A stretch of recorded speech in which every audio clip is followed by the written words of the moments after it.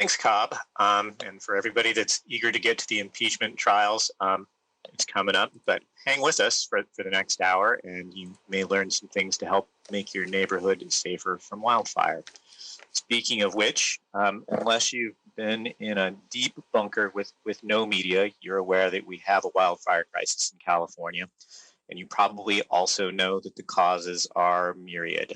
Just to list a few, from increased fuel loads, from fire suppression, to hotter, drier weather, to rampant sudden oak death, to us moving further into wildlands and not designing our homes to be fire resistant.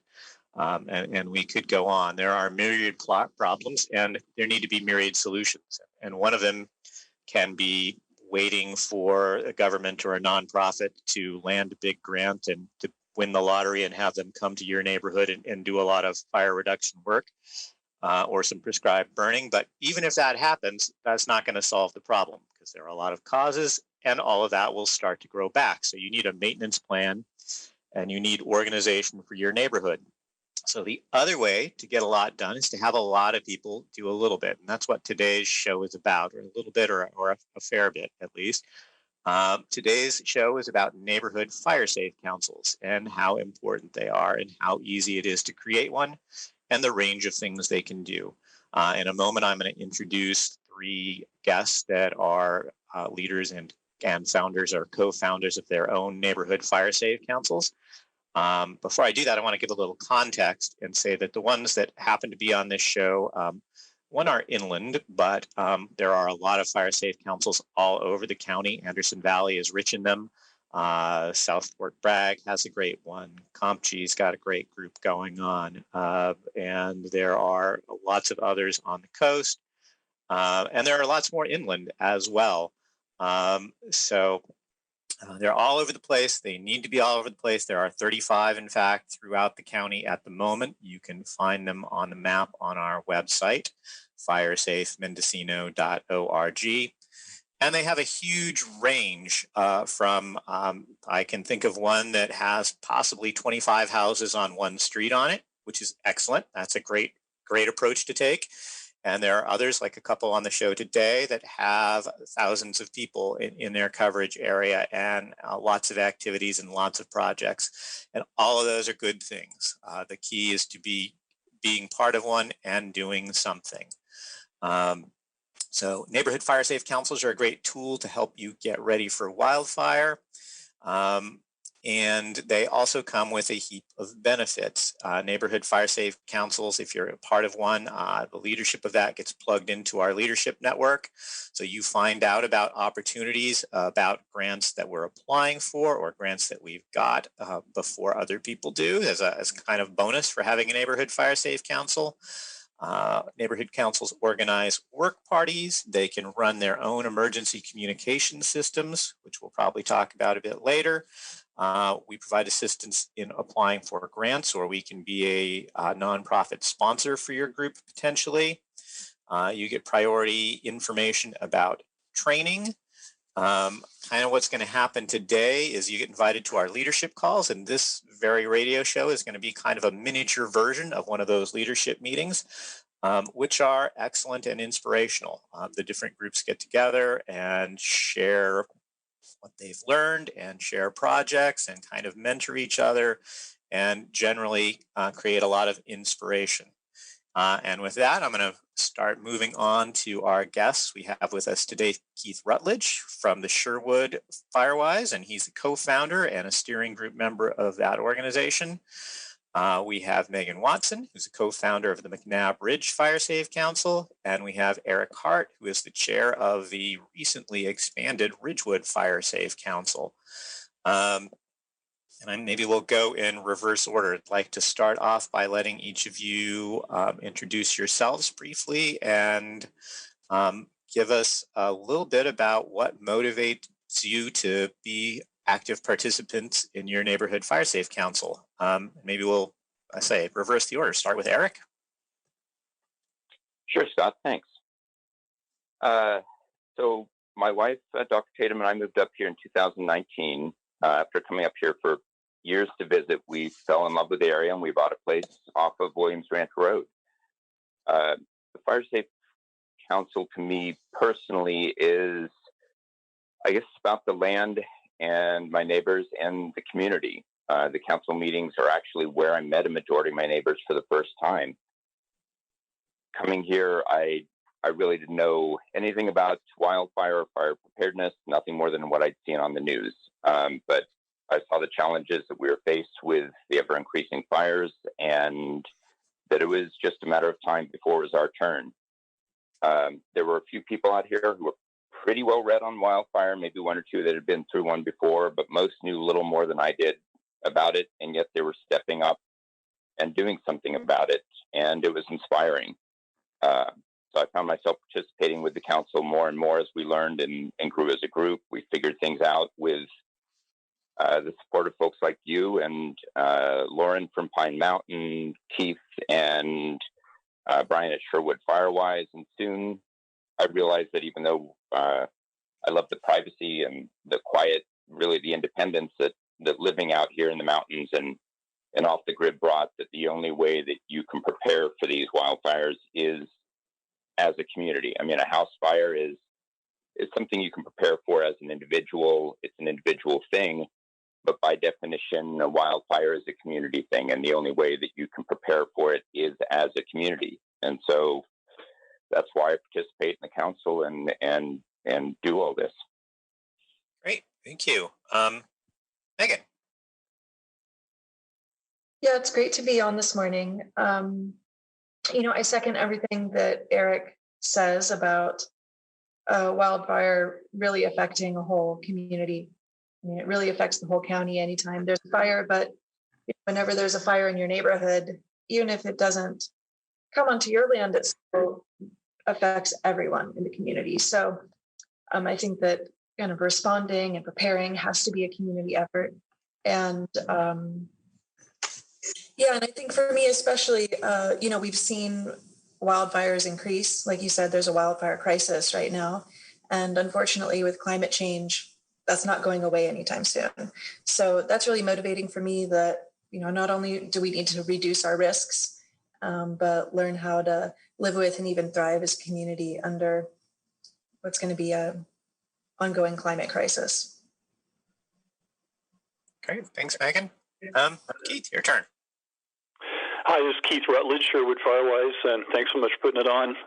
Definitely echo what everybody said so far. I think for myself, I moved here in 1984, built my own solar-powered house, been off the grid ever since. So I think a lot of folks in the, especially the rural parts of the county, are pretty independent kind of folks and sort of like that lifestyle. But we also put ourselves in the middle of a giant forest.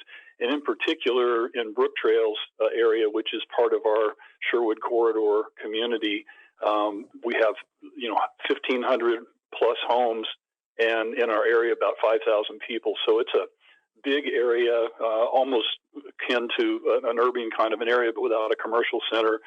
And unfortunately, we've been voted the most vulnerable community in the county several times. And part of that is because of the amount of homes built into the woods, that interface that we talk about a lot. But also part of it is access related of the issues of how do you get in and get out of a community. And really that's how I volunteered on the Brook Trails Fire Department a couple of decades ago in the younger days, and got to fight quite a few fires and really understand fire behavior because of that a lot better. But can also see the catastrophe that's waiting for us. And I mean, right now with the latest snowstorm and the trees down is another good indication of something we didn't even really plan on, not only a power outage, but just huge amount of vegetation down. So I think that both vegetation management and access are the two sort of main things. And I just want to close with one other. Sheriff Tom Allman told me several times that limited resources in our small county, we can't count on the sheriff and we can't count on the fire departments. They're there, it's wonderful, but we have to take on a lot ourselves as citizens. So what we're doing as Fire Safe Councils is preparing our own home, our own family, our neighborhoods, our communities, pushing from the grassroots up. And we've got to do a lot of the work because the great first responders will do everything they can, but they have limited resources, so we've got to help them. And that's what Fire Safe Council is all about. So thanks for the opportunity. Well, y'all made some great points, and yeah, just to drive that last one home, it would be really expensive if there was a fire truck per house. So that's just not going to happen. There's a few to go around for a large area, and until the first responders get to you, if they can, the first response is up to you. And being part of a neighborhood council can really help you get ready for that. So we're going to, in a minute, get into, there's a super long list of things that neighborhood councils can tackle to help with the situation. We probably won't have time to cover all of them. Councils represented on this show have done a lot of them already. But before we dig into activities, just wanted to get a little brief history of each of the fire safe councils we have with us, just to give some context. So if we can get you to talk about sort of generally when your council formed and what its size is, and kind of what inspired it to get together, if that seems relevant, that'd be great. And maybe we'll reverse the order again and start with Keith this time. All right. Well, Sherwood Firewise began after the Redwood Valley fire, which was, threatening to come into Willits and heading this way. And at the time, the county formed an ad hoc committee of supervisors, Jerdy and Haschek. Actually, it was Krosky at the time, to look at communities with one way in and one way out, because one of the problems with the Redwood Valley fire was the ingress and egress aspects of that fire. In particular, our fire chief told us in a public meeting that the Brook Trails community, which up until that time had Sherwood Road as the major evacuation route and had 4 additional emergency travel routes for access to the community in other ways, that those routes basically had been abandoned and were no longer able to be used. That was a big impetus for me, and I think it was also for the whole community to try to find a way to get those access routes back while we're organizing the community for being a more fire-safe community. So we think about vegetation quite a bit, but access was one of the major issues for our community. And again, it may not be the same for every community. We have a whole lot of people with very limited in and out kind of access. Long story short, what we've focused on is both vegetation management, educating people what they can do in their own homes, but as a community and with the support of the Brook Trails Community Services District, with the unanimous support of the Mendocino County Board of Supervisors, with a huge amount of support from the fire departments, Brook Trails Fire Department and Little Lake Fire Department and CAL FIRE. We have been, and our local foundations, Community Foundation, North Coast Opportunities, have found tremendous support from within the community to reopen these access routes. And we'll probably talk about it more, but it was very successful. We did manage to get one of the routes opened. CAL FIRE cleared it, and that route was very useful for attacking the fire, the Oak incident that we recently had. So we knew it was important. We spent a lot of time on it. We were told we weren't going to be able to do it, but against all odds, the community rose up. The organizations, the agencies all supported us. We have that access route available for access to the fire, and it was very important in controlling that fire. So, it was a huge success for us, and right away. The vegetation down right now is our next big challenge. We're just unbelievably overwhelmed with how much wood fell out of the sky from these snowstorms, and now we've got to go and redo what we just spent the last 2 or 3 years cleaning up, and that's a huge problem I think we're going to have in the rural areas of the county that we might talk about later. Thanks, Keith. And that points out one other benefit I want to highlight quickly, which is that once you are an organized fire safe council, and it's amazing to me how much was accomplished in a relatively short time. But once you're an organized fire safe council, it helps you leverage and talk with all of the other groups. Keith mentioned a whole bunch of other resources that came in and helped. And it's much easier to connect with those resources and your fire district and the board of supervisors and lots of other resources once you are an organized neighborhood fire safe council and not just a lone voice. So another great reason for getting a council going. Megan, could you give us a little bit of history of the McNabb group? Yeah, so we're relatively new as well. So I think we became an official Fire Safe Council in early 2019, but the seeds were in 2018 after the river fire. I don't know how many people are familiar with where McNabb Ranch is, but I was driving home one day and I happened to basically watch the river fire start, which became part of the Mendocino complex fire. So it was right across from the ranch. And so that really motivated a lot of people, obviously. I mean, I think the motivation had been building, but not too long after the river fire, someone put up a sign at, I don't know, for any of you who have been on McNabb Ranch, you know, there's the T at the bottom of the road, right? Everyone has to drive past it. So someone put up a sign and said, you know, neighborhood fire meeting or whatever it said, this day. And so I went down to check it out. I don't know who did it, but thank you to whoever did that. It was genius. And so I went down to check it out, and there was maybe 50 people standing around in the road, on the side of the road. And people could probably relate to this. The mood was heavy, and people were really scared. And I think coming together to look for a way to kind of find some solutions for each other, build support for each other, and feel safer in their homes. And so, seeing how much interest there was, seeing that there was like a big demand for some kind of space for people to get together and work together.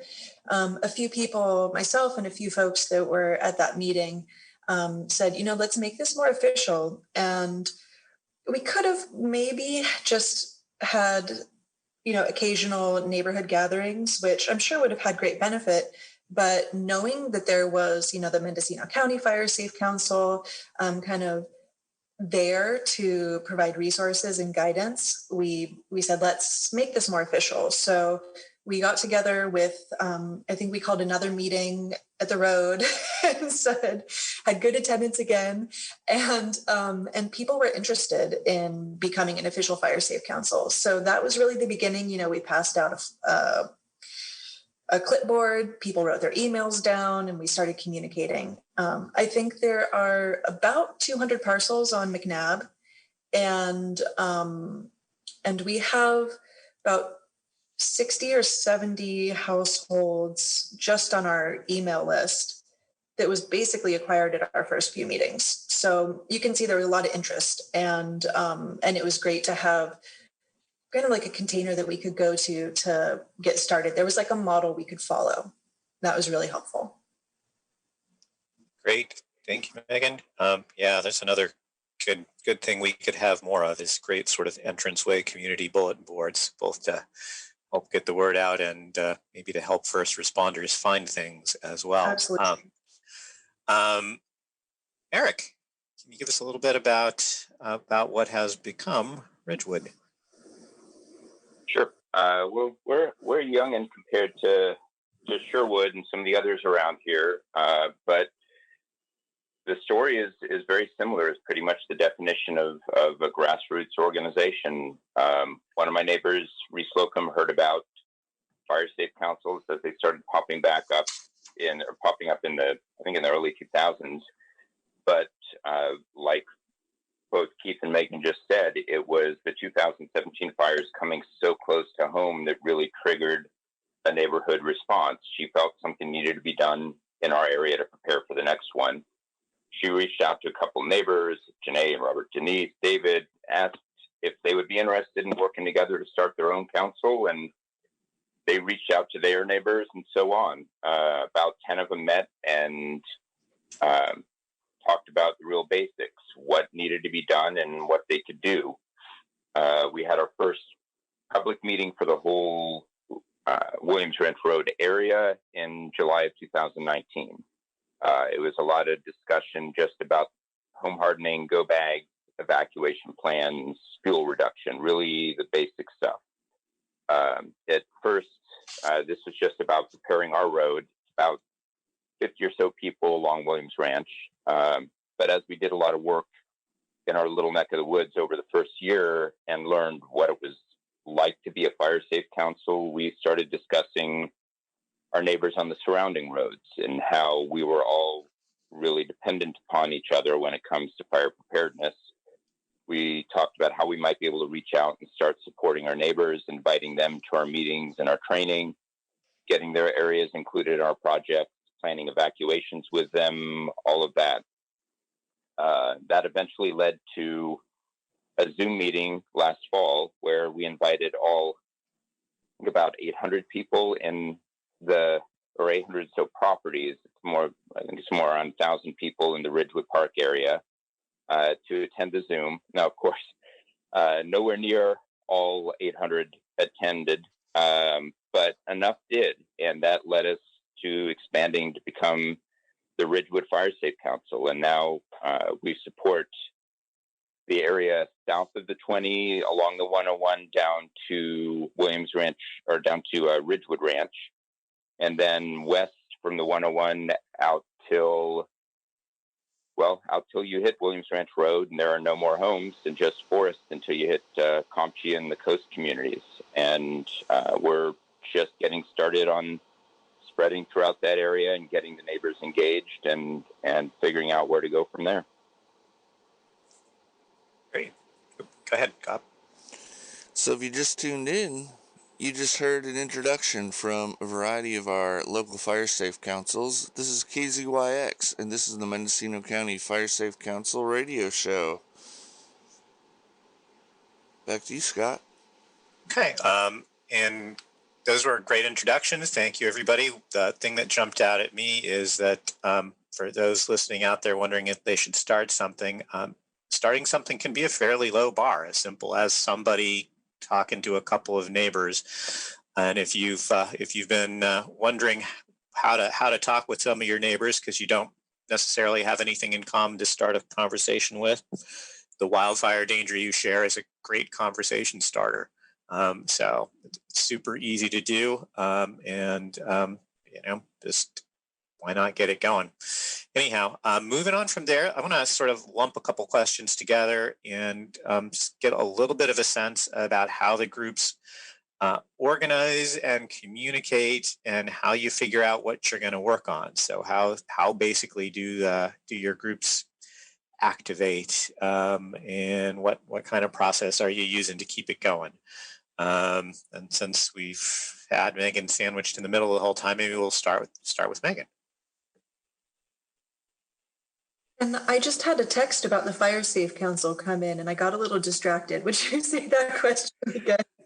I just want to get a little sense. I think there's a fair diversity in how the group works, and I want to give a sense of people of the range. So, how do you communicate among the group, and how do you keep organized, and also just sort of how do you figure out what to work on next? What's your basic process?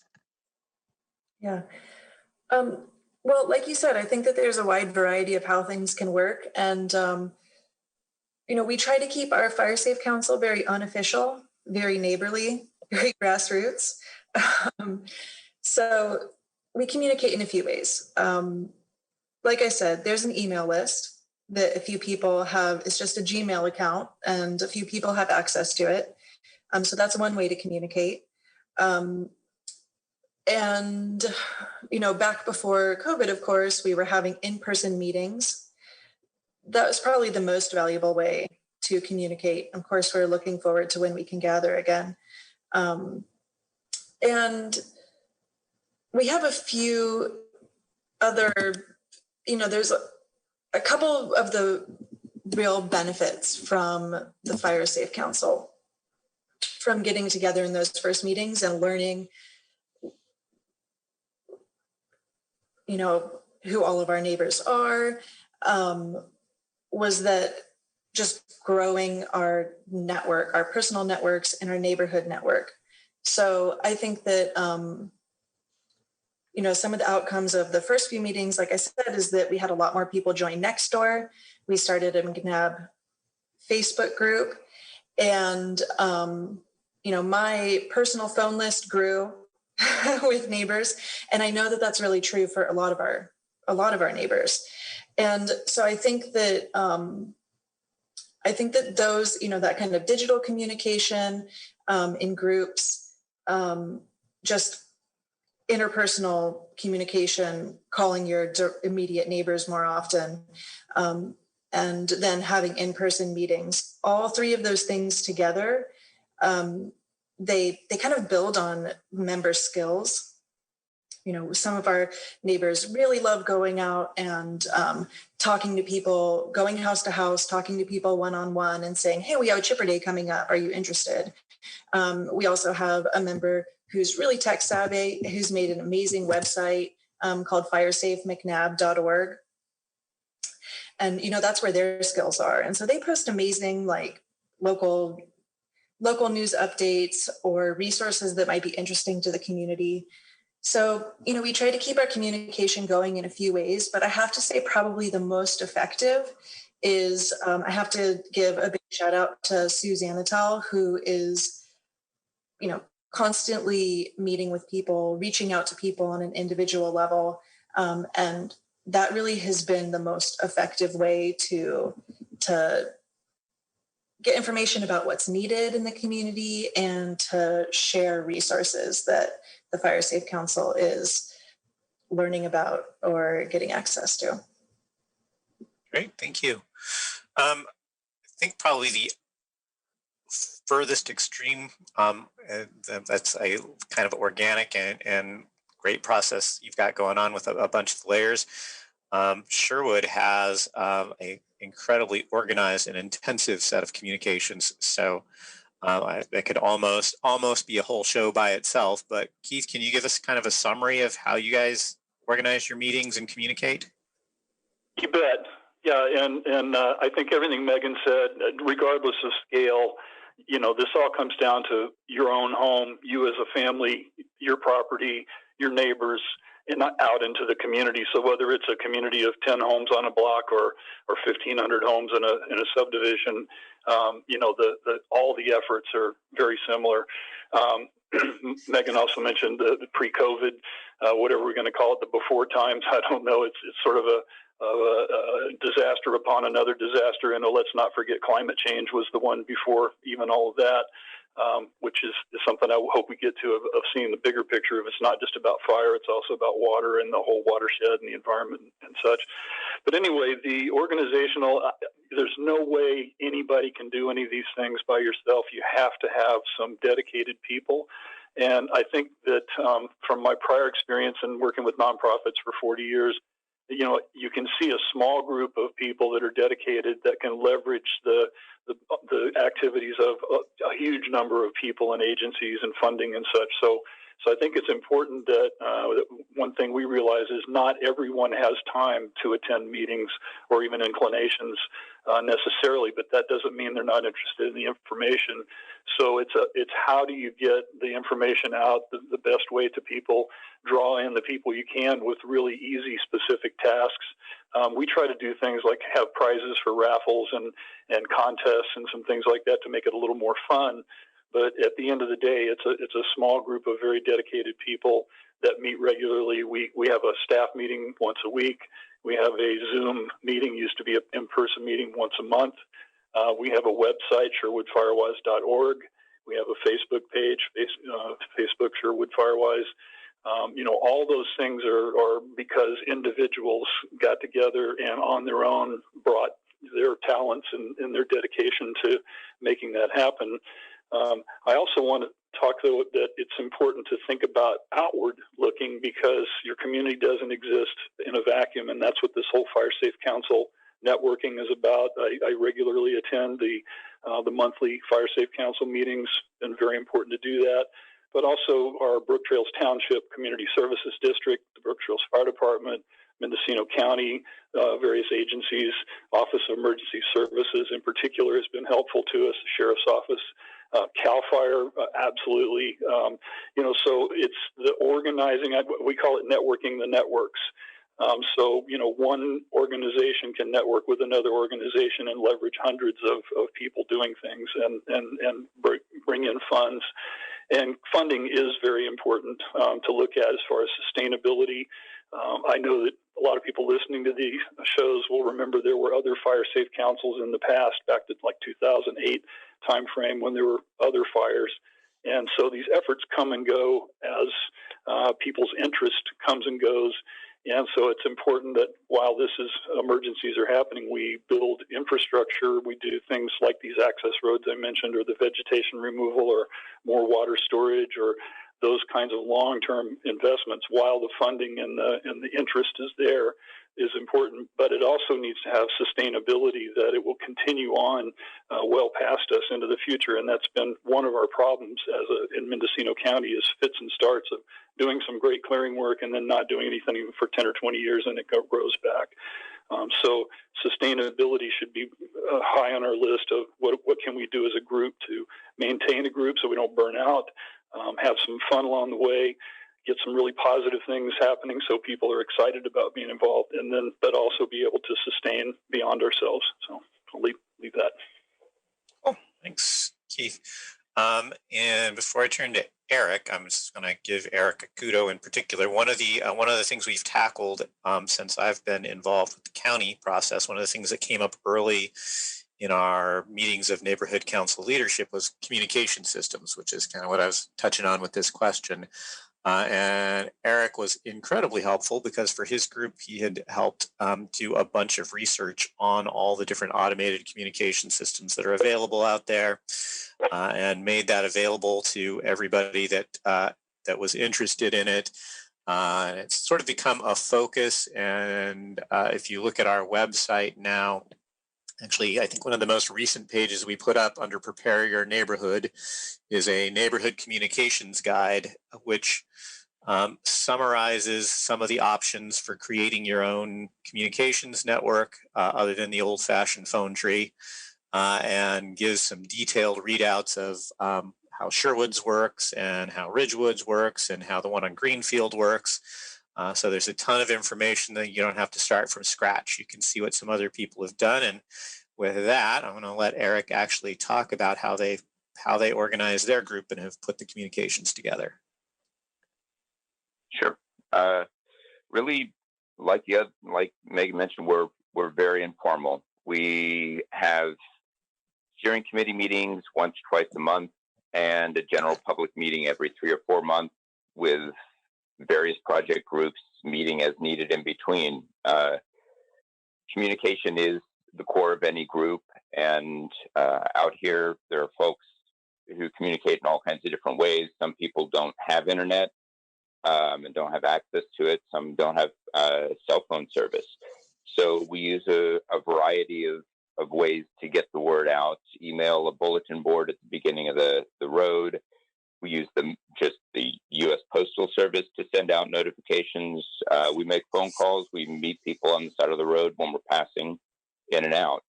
For those meetings, we do have an agenda that we follow each meeting just to keep us on track, but that's about it. We don't do the formal yay, nay voting or motions and seconds and all of that. It's really just a group of neighbors discussing what's on our minds fire-wise and making decisions as a group on how to best support and protect our neighborhood. The only real thing that's changed since COVID is moving the meetings to Zoom rather than having them in someone's backyard. It's been great. We do miss the snacks, though, but otherwise, it's been working real well. To communicate with the wider organization, as you just brought up, we use what we call REN, the Ridgewood Emergency Network, and that is the mass communication system that we set up to notify folks about emergencies. Given where we live, you can get pretty disconnected from what's going on in the world, which is wonderful most of the time. But during a wildfire, being disconnected is the last thing that you want to be. So when we first started, we made emergency communications a top priority. We've always had an informal phone tree, like you mentioned. However, we quickly realized that the phone tree model can fail often and not reach people. In an emergency, we just can't have that happen. So we went with what's generally call, I guess, a one-call system or an emergency alert system. It's very similar to Nixle or Everbridge that folks may have heard of that the county uses. It enables us from a computer or a phone to send out an alert to everybody that's signed up within a couple minutes. Sherwood has used this model long before we did and extensively used it in the last fire. I'm sure Keith can kind of fill us in on how that worked for them. But it's enabled us to send out calls, hundreds of calls and texts within a minute or so, getting the message out to everybody and getting out quickly. As a backup to that, because that is, of course, dependent upon cell phone towers being up and working, and in past fires, those have gone down. So as a backup to that, we're in the process of setting up a two-way radio network, basically a walkie-talkie network. We're hoping that we'll be able to get each house an inexpensive walkie-talkie that we'll send, and we'll use those to send out our emergency updates. And being who we are, we also have a backup for the backup. So the low-tech version of all of that is to at least make sure that everybody knows that there's an emergency of some sort. So that's basically driving through the neighborhood with portable sirens and car horns. So out here, if you hear the high-low sirens or 3 honks on the car horn repeated over and over, that's the alert that something is going on. You should get back to your house, find your cell phone, listen to the radio, and find out what's happening. That's what we've got worked out here, Scott. Great, thank you. Just to circle back on communications for a minute, I want to make super clear that the local communication systems we're talking about are not intended as a communication or a replacement for official systems. I think every group urges everyone in it to make sure you're signed up for the Mendocino Alerts and for Nixle both, so you get official broadcasts and information. That's super important and critical. This is definitely not a replacement. So do that first. But then I've heard from several groups, and I know Eric mentioned this, that having your own local communication system underneath that is a great attraction for people. It's something you can offer that provides an extra layer of information that lets word spread in the neighborhood about who needs help quickly, about something that you've seen that's nearby. So it's a great value added for organizing as you're getting started. Looks like Cobb wants to jump in. Hey everybody, you're tuned to KZYX, and Scott, I just had a question for our listeners in general. How do they go about getting signed up for the Nixle and the Everbridge, or what's a quick link for them to follow along if they're hearing that part of the show? You can go to our website for the communications network section, and I think every neighborhood fire safe council has it, but Everbridge is probably the easiest way to sign up to that is to go to the sheriff's website, www.mendocinosheriff.com, and there's a link there under alerts. And for Nixle, you can just text your zip code. Nixle is, as I understand it, a primarily cell phone based kind of network. So it's for those who have that, and you can text your zip code to 888-777. And again, that's repeated on our website, and you can also go to the County of Mendocino Office of Emergency Service page, and that will give you a good walkthrough. So if you forget one, there are a number of different ways you can remember to get to that information. This is Keith. I just wanted to add one other thing we found, and that is if you're not a user of the internet or web access, you can call the sheriff's office and ask them to set you up in the Everbridge system, because a lot of people don't have a cell phone to get those text alerts. The Everbridge system isn't used that much yet by the OES, but it will be if more people sign up. So we really want people to register, but you do have to either get on the internet or call the sheriff and have them walk you through signing it up, because you have to set up your own individual account. Thanks. Yeah, great. Thank you. And anybody else who has better information about and other ways to get signed up, just jump right in, because communications is key, and in an emergency, good communications and regular communications not only helps people not panic, but it helps people make sure they're doing the right thing. So Super critical. No one else has something else they want to say about that. I want to jump in with keeping things going. Keith mentioned sustainability, which is super critical. And one of those things is having committed people. And another part of it is generally, or at least it certainly doesn't hurt to have some kind of funding to help keep things going. And we haven't really touched base on that yet. Maybe we'll circle back around and start with Eric and just about how how do you keep things funded for what you're doing? Well, funding is one of the biggest struggles that we have, as I'm sure most of the fire safe councils do. We get our funding where we can get it. If we have a specific project in mind and there's a grant out there that works for it, we will apply for those. Some good examples would be the chipper days, where we had a couple weeks of a tree service come out that Mendocino Fire Safe Council sponsored through a grant. We also got a wonderful grant through NCO and EPIC that enabled us to reach out to the larger Ridgewood area and actually start bringing and engaging those people and getting them involved in the Fire Safe Council. So grants are out there, but they're usually pretty specific about what they cover. So to cover the rest of the things that we do, we've got a couple of just grassroots sources. We have people who donate money to help cover our REN, the Ridgewood Emergency Network expenses. We ask everybody who signs up to donate $5 for the year. Some people donated 20, 30, 40 just because they felt it was a valuable service and they wanted to help out. So that helps us cover the cost for that.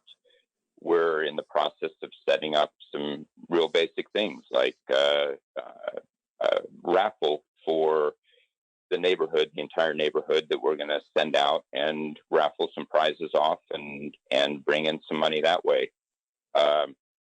Really, that's kind of how you've got to do it in these days. Thanks. Megan, would you like to jump in on that?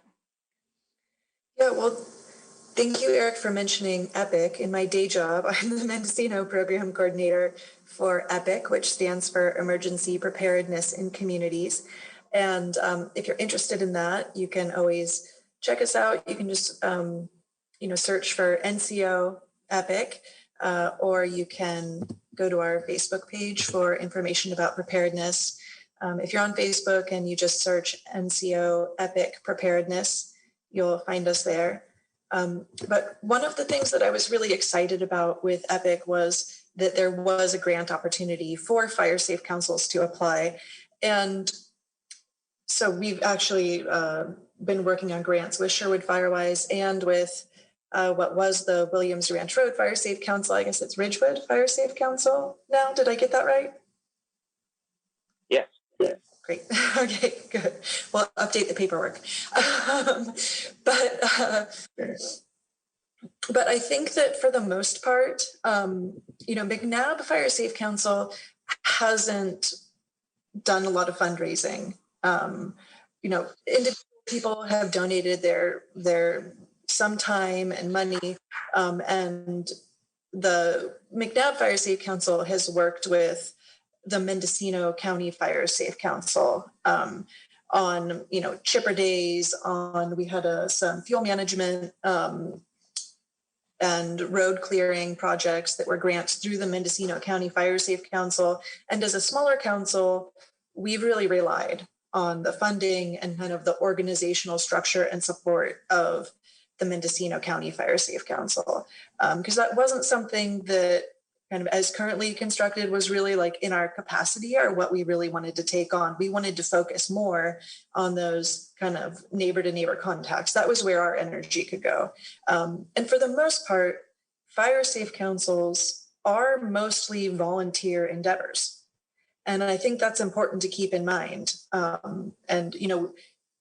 I think Keith said, and other folks have said here, that you don't have to necessarily be an expert, or you don't have to devote every minute of every day to it. But a few committed people can take things a really long way. McNabb Fire Safe or McNabb Branch is the one way in, one way out community. Has been for years. And it was just a couple people who looked at maps and identified a spot on the ranch that there was where the properties of McNabb Ranch and Feliz Creek, which are kind of two separate neighborhoods. They're two different road systems. They identified a place that those could connect. Talked to the neighbors that had the adjoining properties, and those two adjoining properties built a road in between the two of them. And now McNabb Ranch isn't a one way in, one way out community anymore. So just a few people building relationships, working together, having patience, took a lot of patience, like accomplished something really major. And that was all volunteer efforts. But another piece about volunteer efforts is that I wanted to share is that, we had in one of our meetings, we had a few meetings at this point. This was, kind of at the end of 2019, and we were feeling really ambitious. And so we had this meeting and we made this long list. We said, okay, what's everything that we want to do? And, for those of you who look around your property or your neighbor's property, maybe as you drive down the road, there's a million projects that you could do, right? So we had this enormous list. And then we raised the question, okay, so which of those are you going to do? Because those are two different things. What we want to do and what we can do, or what we will do in the moment. And, that completely changed the conversation, because there wasn't anyone who was going to do that long list for us. And so that dream list is still out there. It's still aspirational. And I think that's really important to maintain. But for the moment, it was, okay, well, let's work on building our phone trees. Every person at that meeting went and talked to 10 of their neighbors. And that was a huge step. And so we celebrated that. And those are the same efforts that keep it alive. I think one other point you were kind of asking about, sustainability as part of the question, is that, when we have the kind of the community network and we have sort of reasonable and attainable goals, that doesn't mean that dream list isn't going to happen. It means that, we're doing what we can right now. We're keeping the organization alive. We're building, we're taking steps. And as long as it's still going, that space is open. When we first started, we wouldn't have thought we were going to have a great website, but then a person came in and said, oh, I can do that. And then, now we have another great communication tool. So, when you decide what you can do now, that doesn't, cancel out what you might do in the future. So I'd really encourage everyone to take the steps that you can. And, you never know what that's going to build into. So just keep going. Awesome. Thank you, Megan. Keith, you want to talk a little about finances and sustainability? We're running. After you're done, I'm going to do the list of all the things we didn't get to, which we'll have to do a part 2 show, but go ahead, Keith. Sure. Yeah. And I think money does come into this, even if you're just a local neighborhood. I've spoken at quite a few small fire safe councils, and eventually somebody says, well, look, we'll pitch in some money. People write a check to Joe Blow or Susie Blow, and they become the treasurer, and people are sort of funneling money. But pretty soon you start thinking about, well, wait a minute, can people donate money? We need some kind of checking account, because eventually to be sustainable, you really do need to have some kind of financial underpinning just to cover those kinds of expenses, because, everybody pitches in for a while, but it's a lot better if you have some external funding. And again, the Fire Safe Council on the county level provides that service for a lot of these volunteer organizations that don't have any kind of corporate status or any organizational status, and really don't even want or need that, but can have access to funding through the county Fire Safe Council. And I think that's for sustainability what a lot of our small groups should be aiming towards, as becoming members of the Mendocino County Fire Safe Council, participating, networking with others, learning what we do, and also having us apply together as a groups, large scale, like the Chipper Days is a good example where going after big funding, but that it spreads out to all these smaller communities. So as far as funding goes, again, either you need to have a fiscal sponsor of some sort, so you have a taxpayer ID number and somebody that can take donations, or the Fire Safe Council provides that, and I think that's a great service. Cool. Thank you, Keith. I'm gonna give you all hopefully a moment to put in any sort of major accomplishments or things you'd like to share, but just to give a sense of the vast array of things a neighborhood council can do. A lot of these might be on that wish list that Megan mentioned. A great thing that a neighborhood group can do is evacuation planning. Super important, and just like the example that Megan pointed out, that's a perfect one. The official route maps are never going to have the granularity of your neighborhood. It's good to think through. You don't know which direction fire can come from. So it's good to have a plan to go in a number of different directions, and that might involve having contact with a neighbor and knowing that you can use their driveway to get through to the south or whatever. So granular neighborhood plans are super important. That's the kind of thing a neighborhood council can do. As can Keith pointed out, they had a majorly successful project on ingress, creating more ingress. Mapping of the neighborhood, clearing projects. My particular neighborhood, Fire Safe Council, our last big activity was a giant broom removal day where we took out truckloads of broom with just a bunch of people getting together with some tools. Which is, by the way, another thing we're working on is the Mendocino County Fire Safe Council is starting to build a tool library that your neighborhood group can have access to. Refuge areas, having organized refuge areas, educational projects, helping each other with home assessments are all important.